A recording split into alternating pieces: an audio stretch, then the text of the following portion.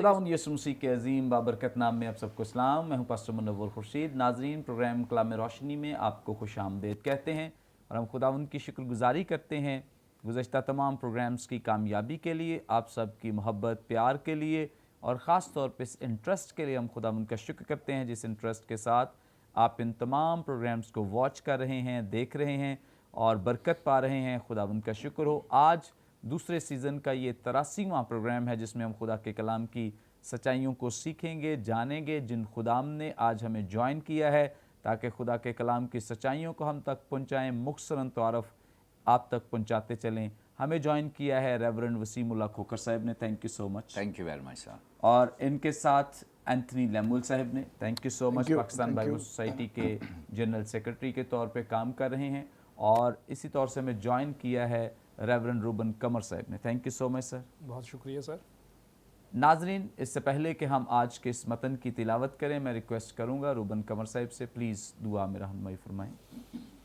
खुदा कादिर मुतलक बाप, हमारे ज़िंदा अज़ली और अब्दी खुदा, हम तेरा शुक्र करते हैं कि तूने अपने फ़ज़ल से हमें इस काबिल किया कि हम तेरे कलाम की बातों को लोगों के साथ बांट सकें। खुदा हम इकरार करते हैं कि हम कमज़ोर इंसान हैं, लेकिन तेरा शुक्र हो कि तेरे बेटे यीशु के वादे के मुताबिक पाक रूह हमारी मदद के लिए हमारे साथ। दुआ करते हैं कि पाक रूह की रहनुमाई और मदद हमें मिले ताकि हम भी और तमाम देखने वाले भी कलाम के भेदों और बातों को जानने के वसीले से बरकत पा सकें। बरकत टीवी के लिए खुदावंद शुक्र करते हैं, इसको चलाने वाली तमाम इंतज़ामिया के लिए शुक्र करते हैं, पास्टर मुनव्वर साहब और सारी टीम के लिए तेरा शुक्र करते हैं। दुआ करते हैं खुदावंद के कलाम रोशनी का ये प्रोग्राम बहुत सी ज़िंदगियों के लिए बरकत का बायस हो।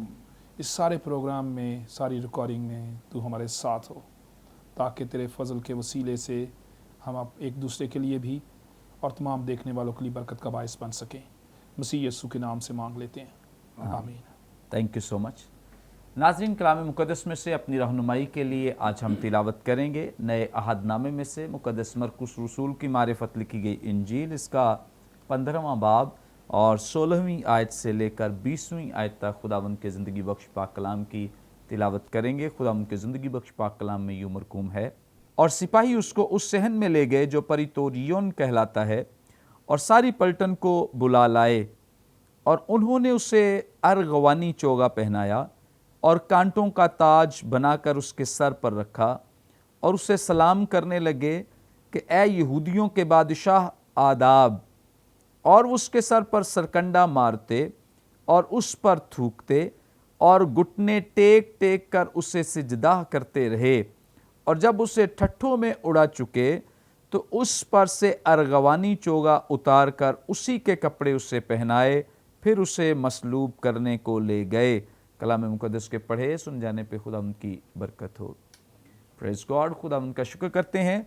गुज़श्ता प्रोग्राम्स में भी हमने खुदावंद की मसलूबियत के ताल्लुक़ से सीखा है और उसी तसलसल को जारी रखते हुए आज भी हम इसी ताल्लुक़ से सीखेंगे, और हम सब ईमान रखते हैं कि आप इन तमाम प्रोग्राम्स के वसीले से बड़ी बरकत पा रहे हैं। आज भी खुदावंद आपको बहुत ब्लेस करेगा और बड़ी बरकत देगा। सबसे पहले हम रेवरेंड वसीमुल्लाह खोखर साहब से जानेंगे। सर, आप हमारी रहनुमाई फरमाएं।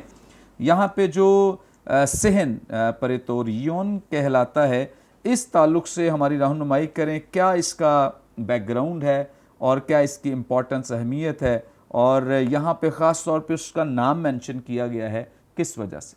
भाई साहब थैंक यू। मैं सबसे पहले तो आपको मुबारकबाद देना चाहता हूँ बरकत टेलीविज़न को और ख़ास तौर पर आपको, क्योंकि आपने उसको कोऑर्डिनेट किया। और पिछले दिनों में ये जो पाकिस्तान बाइबल सोसाइटी जो हमारा एक बड़ा मुस्तनद अदारा है, और मैं ये समझता हूँ कि पाकिस्तान बाइबल सोसाइटी की बाइबल पब्लिशिंग की वजह से आज मैं बाइबल की वजह से मसीही हूँ। और मेरा ईमान जो है वो बाइबल सोसाइटी की बाइबल मेरे हाथ में देने की वजह से है, और सिर्फ मेरे नहीं, पूरी दुनिया में जो पाकिस्तान बाइबल सोसाइटी का रोल है और उसकी इज़्ज़त को, उसकी शनाख्त को आपने महफूज किया है, बचाया है। और मैं समझता हूँ ये हम में से हर एक की जिम्मेदारी है कि जो अदारा हमारे ईमान के लिए लड़ता है और खड़ा है, उसको बचाना یہ میری ذاتی ذمہ داری ہے. ہم کسی پرسن کو نہیں بچا رہے, یس ہم خدا کے کلام کو, جو بائبل سوسائٹی ذمہ دار ہے کہ ہم مسیحیوں میں, پوری دنیا میں مسیحیوں کا ایمان کسی بھی بائبل سوسائٹی کے اوپر کھڑا ہے, اس لیے کہ وہ ہمیں ہمارا کلام ہاتھ میں دیتی ہے. سو میں عوام کو مبارکباد دینا چاہتا ہوں, آپ نے دعائیں کی, اور برکت ٹیلی ویژن کو اور پادری منور خورشید کو خاص طور پر جنہوں نے کوآرڈینیٹ کیا, اور خداوند کے فضل سے یہ مسئلہ سیٹلڈ ہے. خدا کا کلام لا تبدیل مستند ہے اور جو ہمارے ایمان کا حصہ ہے. بھائی سب بہت اچھا لگا. یہ سوال بھی کافی ٹیکنیکل ہے, اس لیے کہ اس کا جواب ہمیں ببلیکل آرکیالوجی میں ملے گا صحیح طور پر. جب ہم اس کو آرکیولوجیکل اس کی ڈیٹیلز میں جائیں گے تو پھر ہی پتہ چلے گا. تو ہم پہلے تو ہم دیکھیں گے کہ یہ پریٹورین ہے کیا چیز, پھر ہم اس کی اہمیت دیکھیں گے. سو دو طرح سے ہم اس کو دیکھیں گے. یونانی زبان میں اس کو پرائٹوریون لکھا گیا ہے, اور یہ بعد میں لیٹن میں یہ پراٹوریوم کے طور پر یہ سامنے آیا. جنرلی انگریزی میں اس کو ججمنٹ ہال کہا جاتا ہے, یعنی ایسا کمرہ جس میں ججمنٹ پاس کی جاتی ہے, انصاف کیا جاتا ہے, یا کورٹ روم کہا جاتا ہے. لیکن اس کا جو بیک گراؤنڈ ہے وہ یہ ہے کہ یہ پہلے سب سے شروع میں رومن جو سپاسلار ہوتا تھا اس کے خیمے کے طور پر استعمال ہوتا تھا یہ جگہ. بعد میں اس کو ایک فوج کا صدر مقام سمجھا جانے لگا کہ وہاں پر فوجی جو ہے وہاں بسیرا کرتے ہیں. اور اس کے بعد میں جو آرکیولوجیکل ڈیولپمنٹ ہوئی, اور بعد میں اس کو جو صوبے کا حاکم ہوا کرتا تھا اس کے ریزیڈنشل مقاصد کے لیے اس کو استعمال کیا جاتا, یعنی کہ عامگاہ میں یہ تبدیل ہو گیا. اور اس کو پھر قلعہ بھی کہنے جانے لگے کہ لوگ یہ فلاں قلعہ ہے جہاں پر حکومت کے افسران وہ رہتے ہیں. اور اگر اس کے استعمال کو دیکھیں تو اناجیل میں اس کا استعمال براہ راست, یہ لفظ شاید مرکز نے ہی استعمال کیا ہے پریٹورین کو, لیکن دیگر اناجیل میں یہ صحن یا عدالت کی جگہ جہاں انصاف ہوا کرتا تھا وہاں.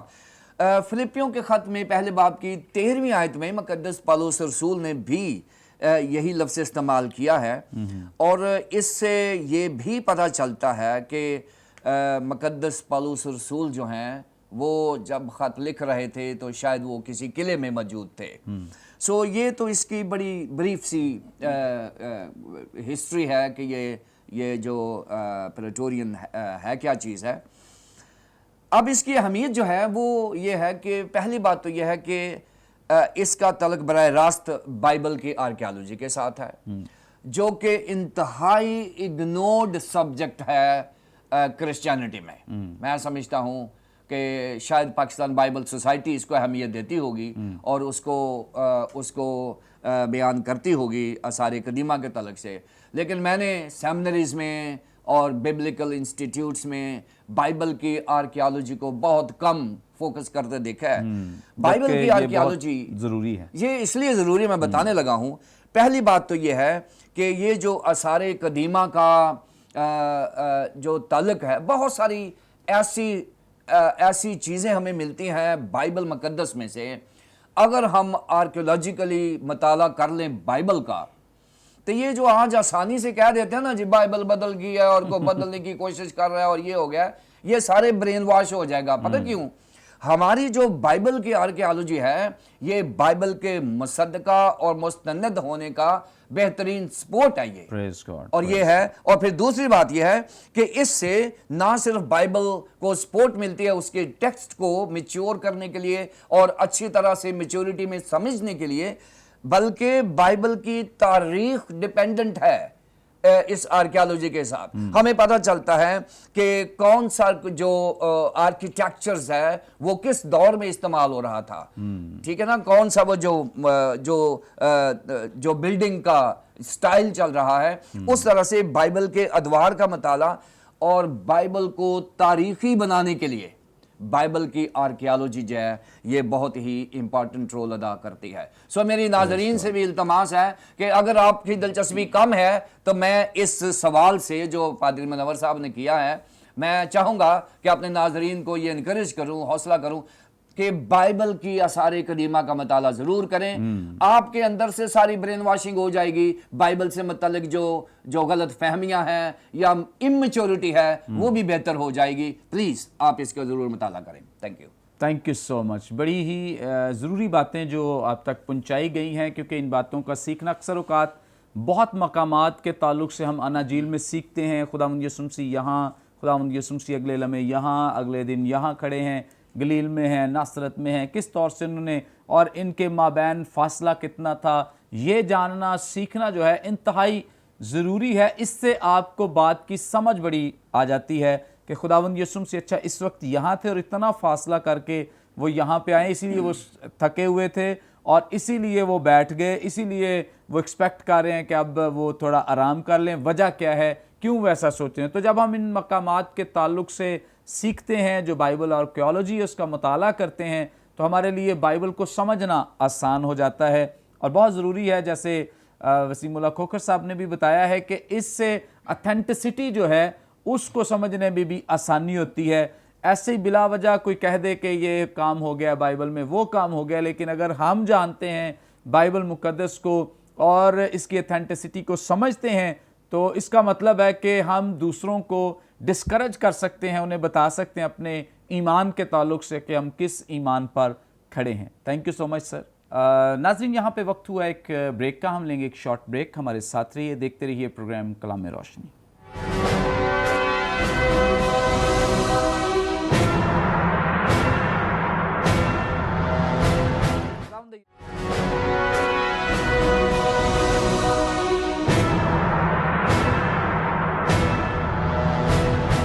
ویلکم بیک ناظرین، آپ دیکھ رہے ہیں پروگرام کلام روشنی. اور بریک پر جانے سے پہلے بڑی خوبصورت باتیں جو ریورنڈ وسیم اللہ کھوکھر صاحب سے آپ نے سنی ہیں، اسی طور سے ہم آگے بڑھیں گے. اینتھنی لیمول صاحب سے جانیں گے. سر، یہاں پہ 16ویں آیت میں ذکر ہے پریتوریون جو صحن ہے، یہاں پہ ایک پلٹن کو اکٹھا کیا گیا ہے. اس پلٹن کو بلانے، اکٹھا کرنے کے پیچھے کیا مقاصد ہو سکتے ہیں، یہ بیان کر دیجئے پلیز.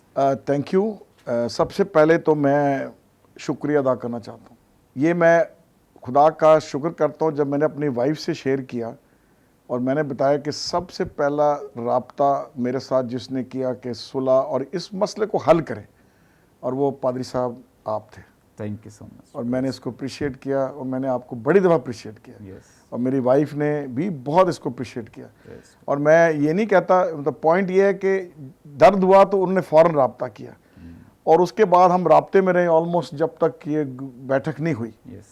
اور آنیسٹلی میں آپ کا برکت ٹی وی نے اس کا انیشیٹو لیا، اور بھائی سالک کے لیے شکر گزار ہوں، اسپیشلی آپ کے لیے. آپ نے جو عقل مندی، جو آپ نے فہم، جو آپ نے، میں کہوں گا سینسبلٹی اینڈ سینسٹیوٹی کا کام کیا ہے، مطلب یوز کیا ہے. God bless you. اور میں آنیسٹلی کہتا ہوں کہ یہ خدا کے پاک روح کی تحریک تھی، اور بڑی، مطلب میں اس میں شکر گزار ہوں. اور یہ بڑی اچھی آپ کی موومنٹ تھی. آپ کو خدا بہت برکت دے اور آگے لے کر چلے. دیکھیے، ایک بات سمجھنے کی ضرورت ہے رومن رول کے بارے میں. رومن رول 2731 میں اس کا شروع ہوا، کاف میم میں، قبل مسیح، اور کیسر اگسٹس جولیس سیزر کے دور میں سٹارٹ ہوا. یہ بٹ گئی سلطنت 2 حصوں میں، اور ایک سلطنت بیسکلی ٹوٹی ہے جا کے 507 عیسوی میں. لیکن ایسٹرن مغرب مشرقی جو تھی وہ کانسٹنٹائن قسطنطنیہ اس کے دور میں، یہ لگ بھگ ٹوٹی ہے جا کے 1453 میں. سمجھنے کی ضرورت ہے، ان کا بائبل کی تاریخ سے بہت افیکٹو اثر ہے. مثال کے طور پہ رومی سلطنت ہے، مصر کی سلطنت ہے، بابل کی سلطنت ہے، ایران، فارس ہے، اسور ہے. یہ سپر پاورز تھی اپنے دور میں. آپ نقشہ دیکھیں پرانا، یہ تمام، یہ لیبیا، یہ نام جہاں آئی ہے لگتا نا، یہ تمام برطانیہ، لیبیا، اسپانیہ، یہ ساری روم کی سلطنت تھی. اب روم کی سلطنت میں 2 باتیں سمجھنے کی ضرورت ہے. ایک تھی کالونیز. یہ کالونیز ہوتی تھی، جب قبضہ کر لیا تو یہ فارس بھی کرتا تھا، ٹیکس لگاتا تھا. تو جو کالونیز باقاعدگی، فلپی ایک کالونی تھی اور وہ ٹیکس دیتے تھے، وہاں کوئی ایشو نہیں تھا. تو جو کالونیز اپنے واجبات، ٹیکسز دیتے تھے، ادھر فوج نہیں ہوتی تھی. وہاں پر فوج، جہاں پر حریت پسندی تھی ادھر فوج ہوتی تھی. اب فلسطین میں انٹرسٹنگلی، جب اگر آپ ہسٹری میں دیکھیں، ہسٹری جب पादरी साहब ने आर्कियोलॉजी की बात की, आर्कियोलॉजी हिस्ट्री दोनों मिलकर बाइबल की सदाकत को क्लियर करती हैं। हिस्टोरिकली अक्सर मैं कई दफ़ा ये बोलूँ लोग परेशान हो जाते हैं, तरतीब के एतबार से मलाकी की किताब आखिरी किताब बाइबल में, लेकिन हिस्ट्री के एतबार से क्रोनोलॉजी के हिसाब से अज़रा नेहमिया की आखिरी किताब है। अब अज़रा नेहमिया से लेके 400 साल की खामोशी है मत्ती तक। अब इसमें एक दौर, मैं डिटेल में नहीं जाऊंगा, फिर कभी मौका मिला इस पर बात करेंगे। एक दौर है 100 साल का जिसको हम कहते हैं मैकेबियन दौर, मकाबियों का दौर। कैथलिक बाइबल पढ़ें, कैथलिक बाइबल कोई झूठी बाइबल नहीं है, आप उसमें दो किताबें पढ़ेंगे, मकाबीन पहली दूसरी, आपको समझ में आएगी। और इसका असर नयानामा पर है।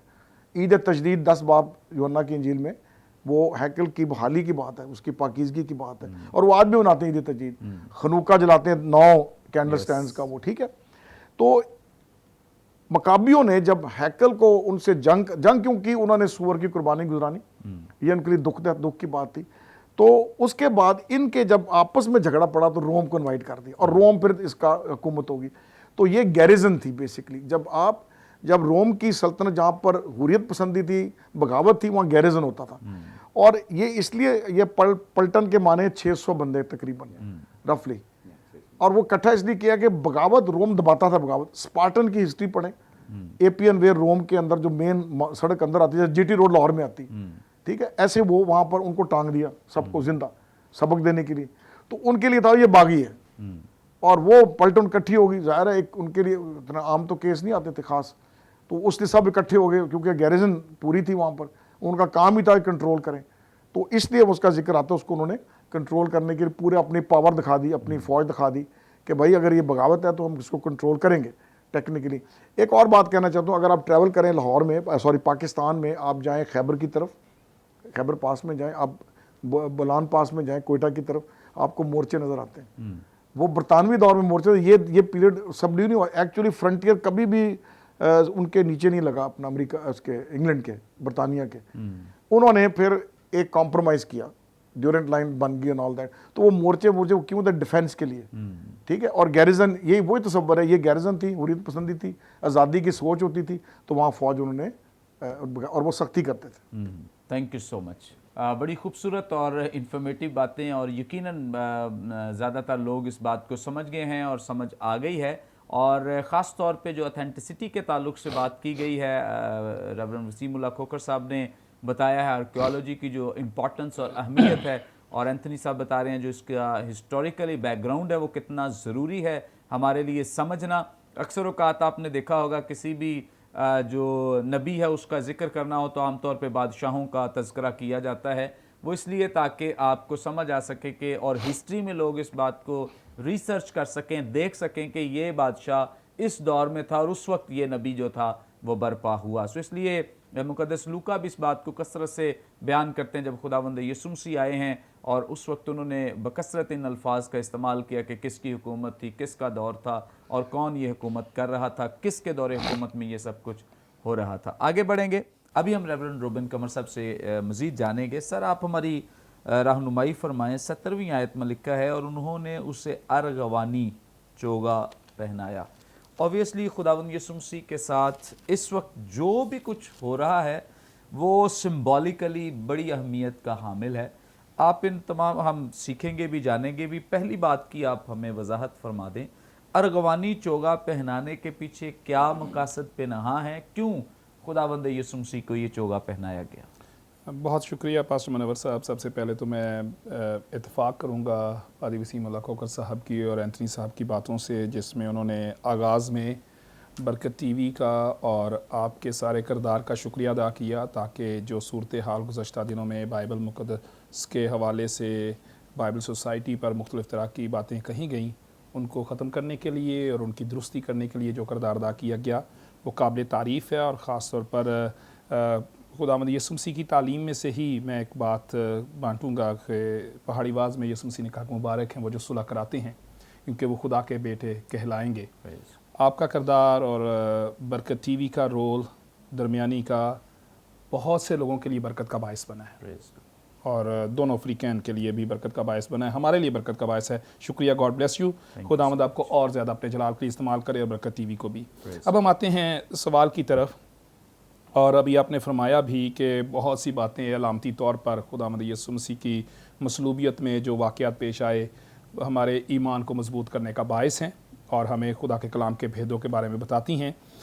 اگر ہم خداوند یسوع مسیح کی مصلوبیت سے پہلے مختلف جگہوں پر پیشی اور سوالات کے بارے میں دیکھیں تو ہمیں دو مختلف طرح کی پیشیاں نظر آتی ہیں۔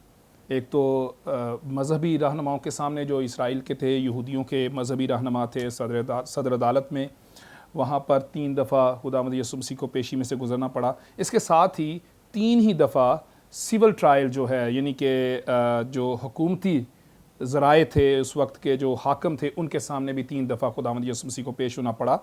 اور دوسری دفعہ جب سول ٹرائل میں سے گزرتے ہیں جس میں بادشاہوں کے یا حاکموں کے سامنے پیش ہونا پڑتا ہے تو وہاں پر الزامات کی نوعیت جو تھی وہ بدل دی گئی۔ پہلے اگر ہم مقدس مرکز کی انجیل میں ہی دیکھیں تو مقدس مرکز کی انجیل میں جو الزام پہلے صدر عدالت میں لگ رہے تھے ان میں سب سے آخر میں جو بڑا الزام لگایا گیا جس کی وجہ سے خداوند یسوع مسیح کو مصلوب کرنے کے قابل قرار دے دیا گیا، اس میں سوال یہ تھا کہ مقدس مرکز کی انجیل کے 14ویں باب کی 61ویں آیت میں کیا تو اس استودہ کا بیٹا مسیح ہے؟ جب خداوند یسوع مسیح نے آگے اس بات کو بڑھا دیا تو اس کے بعد سردار کہن نے کپڑے پھاڑ کر کہا اب ہمیں گواہوں کی کیا حاجت رہی، تم نے یہ کفر سنا، تمہاری کیا رائے ہے، قتل کے لائق ہے۔ اس کے بعد جب سول ٹرائل شروع ہوتی ہے تو اس میں اگر ہم جائیں مقدس لوکا کی انجیل میں تو اس میں الزامات کی نوعیت مختلف کچھ ہو گئی۔ مقدس لوکا کی انجیل کے 23ویں باب میں جب پلاطوس کے سامنے گئے تو وہاں پر یسوع پر الزام یہ لگانا شروع کیا گیا۔ 23واں باب مقدس لوکا کی انجیل اس کے 2 باب میں 2 آیت میں انہوں نے اس پر الزام لگانا شروع کیا کہ اسے ہم نے قوم کو بہکاتے، کیسر کو خراج دینے سے منع کرتے اور اپنے آپ کو مسیح بادشاہ کہتے پایا۔ جب وہ سول ٹرائل میں گئے تو وہاں پر انہوں نے بادشاہ کا الزام لگایا کہ یہ اپنے آپ کو بادشاہ کہتا ہے، بہکاتا ہے لوگوں کو، کیسر کے خلاف کرتا ہے لوگوں کو۔ آپ کہہ رہے ہیں کہ جب خداوند یسوع مسیح مذہبی ٹرائل میں سے گزرے ہیں تب الزامات اور تھے، اور جب سیاسی ٹرائل شروع ہوا ہے تب الزامات بدل دیے۔ ہاں جی، تاکہ اپنا مطلوبہ مقصد جو ہے وہ حاصل کیا جائے اور بادشاہ کی یا حاکم کی خوشنودی حاصل کی جائے، اس کو ابھارا جائے کہ وہ ان کو سزا دے۔ اور وہاں پر بدلتے ہوئے کیونکہ بادشاہ کا نام ساتھ آ گیا، بادشاہ کے الزام لگ گیا کہ یہ بادشاہ، اس لیے میں اس کو اب جوڑوں گا اس سوال کے ساتھ کہ آگے یہاں پر مقدس لوکا کی انجیل کے 23ویں باب میں لکھا ہے کہ پلاطوس نے پوچھا کیا یہ آدمی گلیلی ہے؟ یہ معلوم کر کے ہیرودیس کی عملداری کا ہے، اسے ہیرودیس کے پاس بھیجا۔ پہلے پلاطوس کے پاس پیشی ہوتی ہے، پھر پلاطوس اسے ہیرودیس کے پاس بھیجتا ہے۔ ہیرودیس نے بھی جب اسے باتیں کی، اس کا مشتاق تھا سننے کا۔ 11ویں آیت میں لکھا ہے کہ ہیرودیس نے اپنے سپاہیوں سمیت اسے ذلیل کیا، ٹھٹھوں میں اڑایا، چمکدار پوشاک پہنا کر اس کو پلاطوس کے پاس واپس بھیج دیا۔ یہاں پر چمکدار پوشاک ہیرودیس کے ذریعے سے پہنائے جانے کا ذکر ہے۔ پھر واپس پلاطوس کے پاس آیا۔ اگر ہم مقدس مرکز کی انجیل اور مقدس یوحنا کی انجیل میں دیکھیں، مقدس متی کی انجیل کے بھی دیکھیں تو وہاں پر پلاطوس کے جو سپاہی تھے انہوں نے بھی اسے ارغوانی پوشاک پہنا دی۔ یہاں پر ایک تو بات یہ ہے کہ جب بادشاہوں کے سامنے یا حاکموں کے سامنے یسوع پیش کیا جاتا تو الزام یہ تھا کہ یہ اپنے آپ کو بادشاہ کے طور پر پیش کرتا ہے، اور انہوں نے مزاح کے طور پر یسوع کو ٹھٹھوں میں اڑانے کے لیے خاص طور پر اس کو جب ٹھٹھوں میں اڑایا تو بادشاہی لباس پہنایا۔ یہ رنگ جو ہے ارغوانی رنگ جو ہے، چمکدار لباس جو ہے، یہ بادشاہوں کا، حاکموں کا، بڑے فوجی افسروں کا لباس تھا، اور اس کو پہنا کر اس کی تسلیل کرنے کی کوشش کی گئی کہ یہ اپنے آپ کو بادشاہ کہتا ہے، یہ لباس پہنا کے اس کو دکھاتے ہیں ذرا کہ ہم اسے پہنا رہے ہیں لباس۔ یہ تو ایک ظاہری بات ہے، لیکن ایک علامتی جو آپ نے بھی ابھی سمبولیکلی ذکر کیا، میں اس کی طرف آؤں گا۔ پرانے عہد نامے میں ہیکل اور خیمہ اجتماع میں جب مقدس موسیٰ خروج کی کتاب میں شروع کرتا ہے خیمہ اجتماع کو بنانے کا کام، تو خروج کی کتاب کے 35ویں باب میں ذکر ہے کہ خواتین جو تھیں اور لوگ جو تھے ان کے پاس ارغوانی، آسمانی اور سرخ رنگ کے کپڑے اور مہین کتان اور مینڈوں کی سرخ رنگی ہوئی کھالیں تھیں جو وہ ہدیے کے طور پر لائے۔ اور پھر اس کے بعد خروج کی کتاب کے 26ویں باب میں جب ان کو بنانے کا آغاز کیا گیا تو پردے بنائے گئے کپڑوں کے جو کہ ارغوانی اور سرخ رنگ کے کپڑوں کو ملا کر ان کا ایک کنارہ جو کہ خیمہ اجتماع کے دروازے کے پردے کے طور پر استعمال ہوتے تھے، ان میں جو پردے بنائے گئے وہ ارغوانی اور سرخ رنگ کے، اور ان کو آپس میں ملایا گیا۔ ایک سرے سے وہ ارغوانی اور دوسری طرف سے وہ سرخ رنگ کے پردے تھے جن کو ملایا گیا۔ سمبولیکلی خداوند یسوع مسیح سردار کاہن کے طور پر انہی رنگوں کے وسیلے سے اپنے آپ کو لوگوں کے گناہوں کے طور پر मकदस में खुदा के सामने लेकर जाने का ज़िम्मेदार करार पाया। और एक और यशायाह की किताब में भी एक इसके बारे में पेशीन गोई हमें मिलती है। यशायाह की किताब उसका पहला बाब और उसकी 18वीं आयत में लिखा है, अगर तुम्हारे गुनाह किरमजी हों तो वो बर्फ़ की मानद सफ़ेद हो जाएंगे, हर चंद वो अर्गवानी हों तो भी ऊन की मानद उजले हो जाएंगे। यानी ये दोनों रंग हमारे गुनाहों की तरफ इशारा करते हैं जिनको यस्सु ने अपने ऊपर ले लिया। जिस तरह उनको अर्गवानी या सुर्ख चमकदार लिबास पहनाया गया, एक तो यह है कि उसे एक बादशाह के तौर पर मज़ाह के तौर पर तज़लील करने के लिए उनको पहनाया गया, लेकिन इसके अलामती पहलू ये है जो कि हकीकतन उसको एक बर्रे के तौर पर या गुनाहों को अपने ऊपर लेने वाले के तौर पर पेश करता है, जो कि यशायाह की किताब हमारे गुनाहों की तरफ इशारा करती है कि हमारे गुनाह क्रिमजी रंग की तरह, सुर्ख रंग की तरह गाढ़े हैं, यानी गहरे हैं, बहुत ज़्यादा हैं, लेकिन यस्सु ने उन्हें अपने ऊपर ले लिया और मसलूब हुए। हमारे कफ़ारे के लिए ये रंग हमारे गुनाहों को पेश करते हैं जो यस्सु ने अपने ऊपर लिए और वो सारे मसलूबियत के अमल में से गुज़रा। इसलिए मेरे अजीज़ों, ये बात मैं आपके साथ शेयर करना चाहता हूँ कि जब हम यस्सु की मसलूबियत का सोचते हैं तो ये ज़रूर सोचें कि उसके ऊपर हमारे गुनाह लादे गए। Praise God, thank you so much. बड़ी ज़बरदस्त खूबसूरत बातें आपने खुदा उनके खादम से सुनी हैं कि अर्गवानी पोशाक पहनाई क्यों गई है। दो तरह से इस बात को बयान किया गया है और दोनों में सदाकत है। ख़ास तौर पे मज़ाक के लिए खुदा यीशु मसीह को ठट्ठों में उड़ाने के लिए इन्होंने इस पोशाक को पहनाया, ताकि वो जो दावा करता है, जैसे हमने लास्ट एपिसोड्स में सीखा है, खुदा यीशु मसीह से जब सवाल किया गया कि तू अपने आप को बादशाह कहता है, तो उन्होंने दो बातों का जवाब दिया। एक तो बेटा होने के लिए इकरार किया और दूसरा उन्होंने जब बादशाह होने का इकरार किया।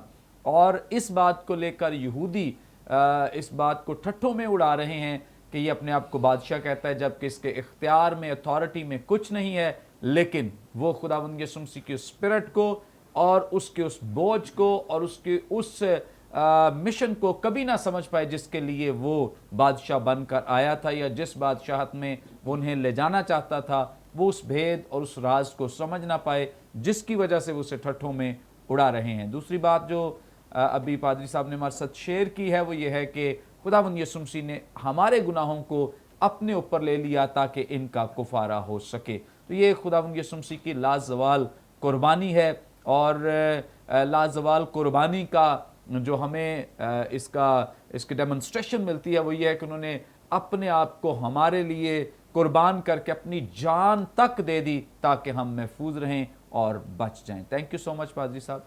यहाँ पे वक्त हुआ है नाजरीन एक ब्रेक का, हम लेंगे एक शॉर्ट ब्रेक। हमारे साथ रहिए, देखते रहिए प्रोग्राम कलाम में रोशनी।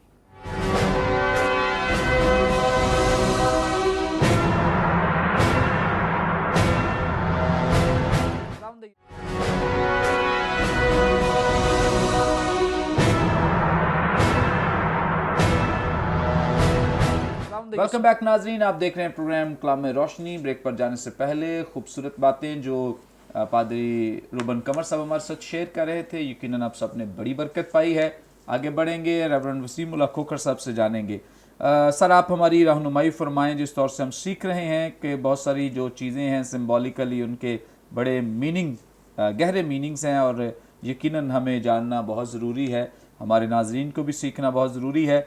खुदावंद यीशु मसीह को पहली बात अर्गवानी चोगा पहनाया गया लिबास, उसी सिलसिले की एक आगे कड़ी हमें दिखाई देती है, उसी का हिस्सा दिखाई देता है जो अलामत बादशाह के तौर पे जो चोगा पहनाया गया है। अब सेकंड उसका एपिसोड ये है कि उन्होंने उसे कांटों का ताज भी पहना दिया है। तो प्लीज़ इसमें भी हमारी रहनुमाई करें, कांटों का ताज पहनाने के पीछे क्या लॉजिक, क्या मकसद है, और सिम्बॉलिकली इसका क्या मकसद हो सकता है, क्या मीनिंग्स हो सकते हैं। थैंक यू वेरी मच भाई साहब।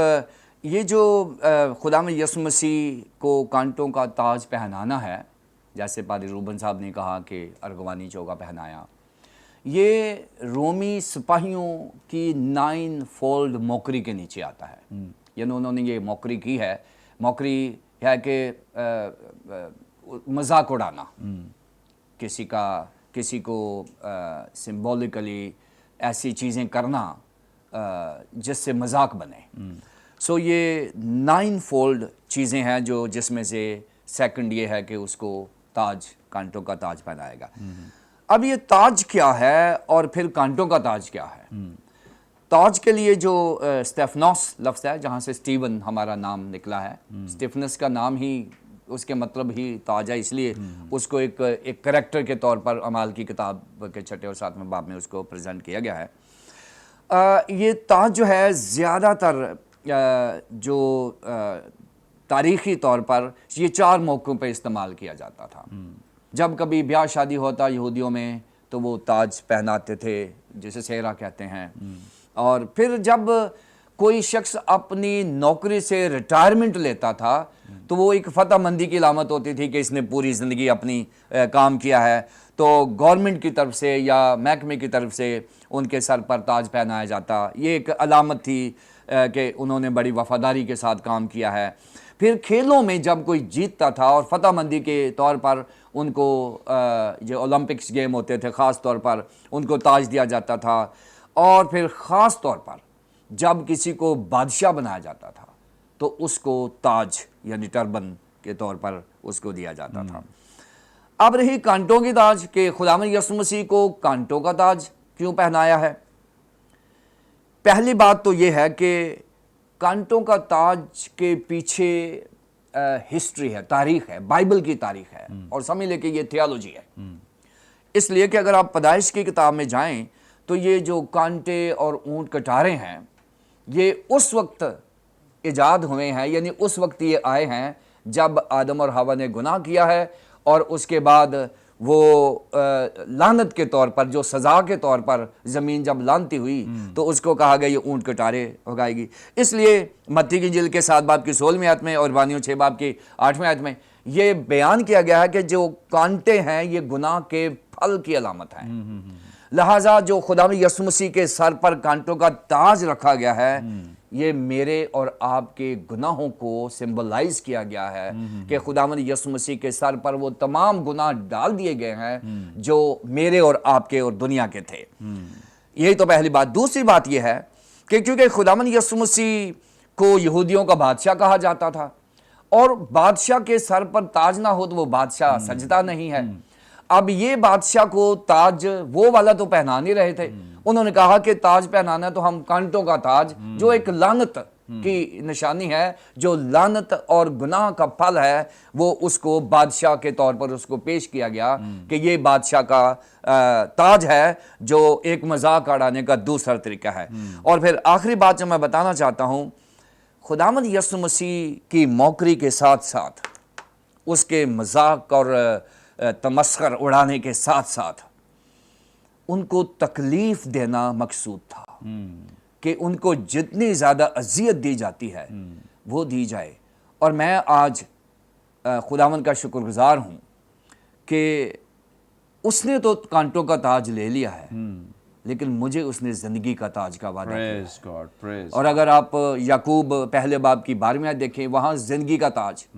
और फिर समरना की कलीसिया, जिसका जो समरना की कलीसिया का जो एंट्रेंस गेट है वो ताज की तरह बना हुआ था, और समरना की कलीसिया को कहा है खुदावंद यीशु मसीह ने कि अगर वो वफादार रहे, जान देने तक भी वफादार रही, तो मैं तुझे ज़िंदगी का ताज।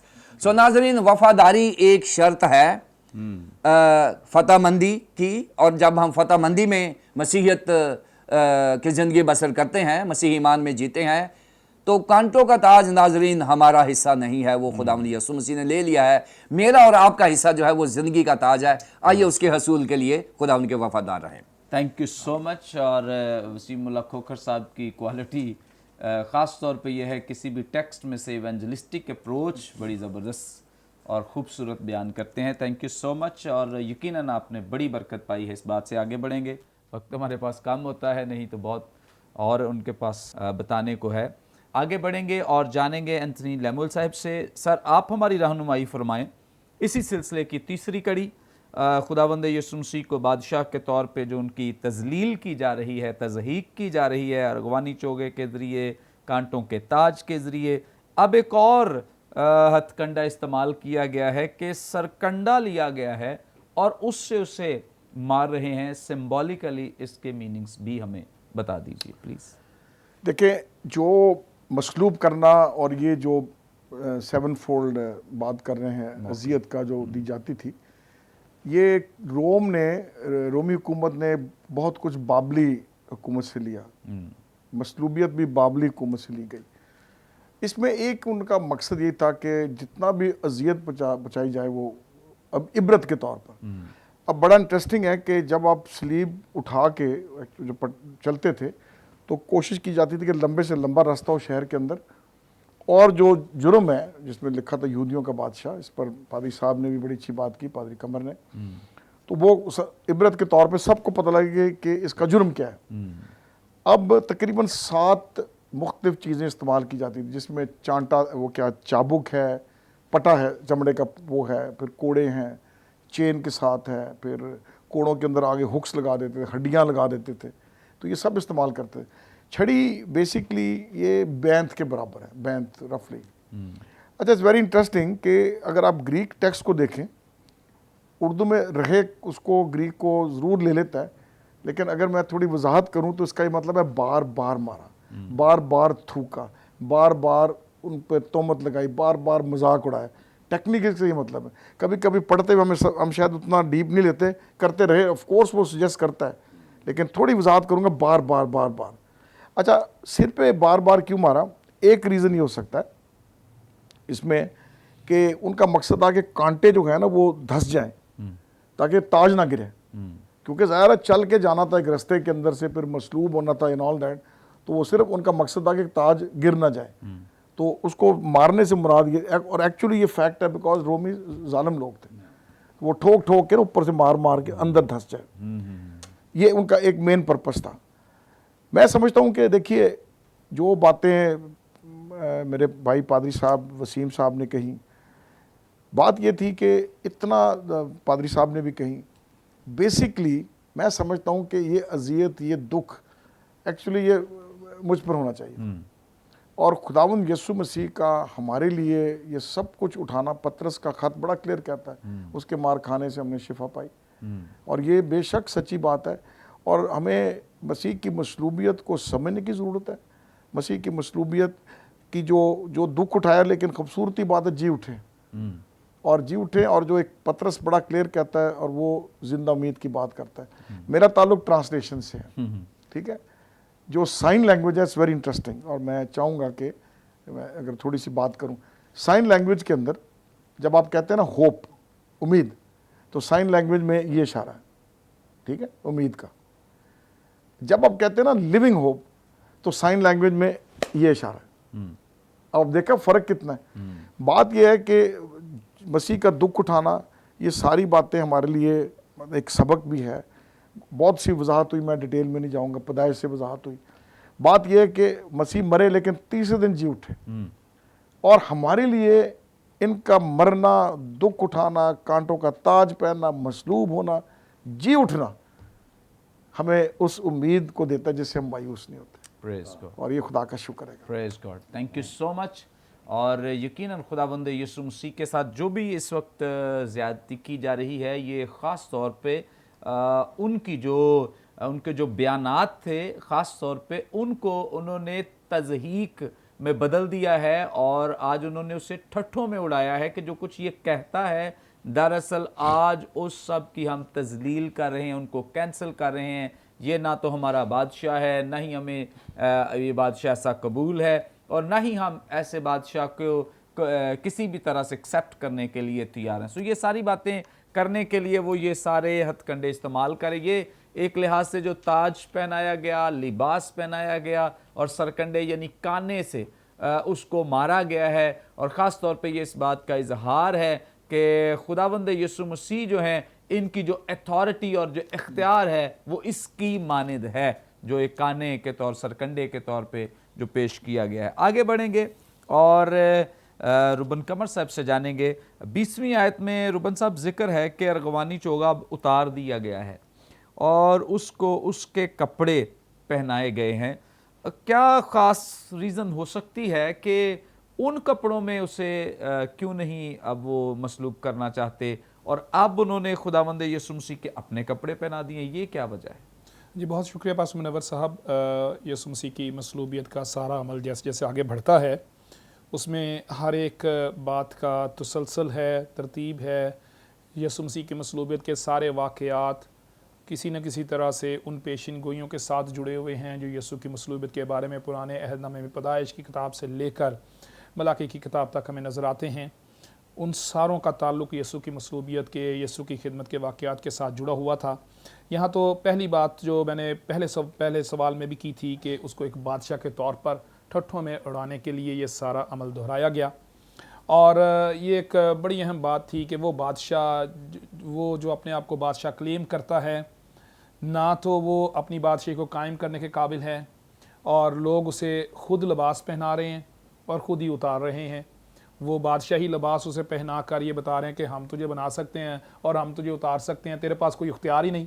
तो अपने आप को क्लेम करता है कि मैं बादशाह हूँ।